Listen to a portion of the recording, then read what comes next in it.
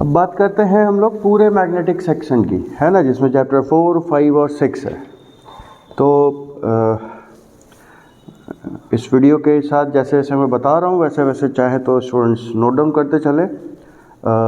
जो important topics रहे हैं जो पूछे गए हैं उनमें है मोटर स्टार्टर या चोक कॉइल के बारे में पूछा गया है, मैग्नेटिक फ्लक्स के बारे में पूछा गया है, लेंस लॉ एक्सप्लेन करने कहा गया है, जो इंडक्टेंस में सेल्फ और म्यूचुअल था M एंड L, इनके बारे में पूछा गया है कि ये फिनोमेना होते क्या हैं और M और L की वैल्यू स्पेशली डिराइव करने के लिए कही गई है। देन फिर बायट-सावर्ट्स लॉ को कई बार पूछा गया है और उसके कारण अलग अलग पोजीशंस पर मैग्नेटिक फील्ड की वैल्यू कैसे डिराइव होगी, कितनी होगी, ये पूछा गया है। फिर पैरामैग्नेटिक और डायमैग्नेटिक मटेरियल्स की कैरेक्टरिस्टिक्स पूछी गई है, इनका कंपैरिजन पूछा गया है।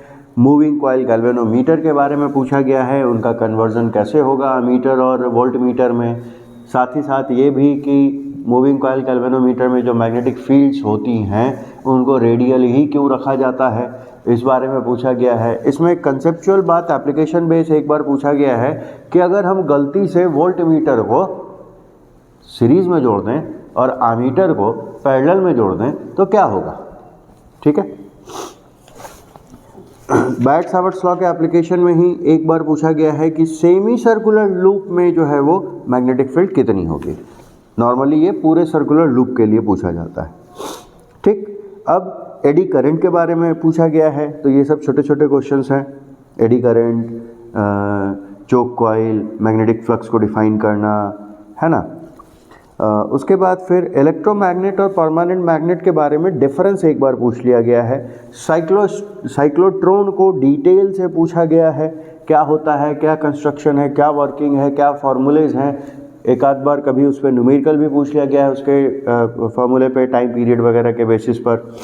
फिर एंगल ऑफ डिप के बेसिस पर फ्रिक्वेंटली जो है वो क्वेश्चंस पूछे जाते हैं।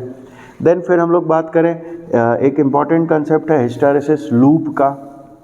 उसमें दो पॉइंट्स होते हैं, रिटेंटिविटी और कोएर्सिविटी, इसके बारे में पूछा गया है।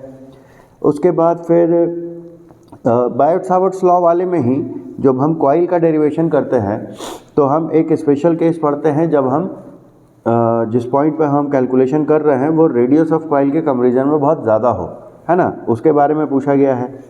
टॉर्क ऑन मैग्नेटिक डाइपोल पूछा गया है, potential energy of magnetic dipole पूछा गया है।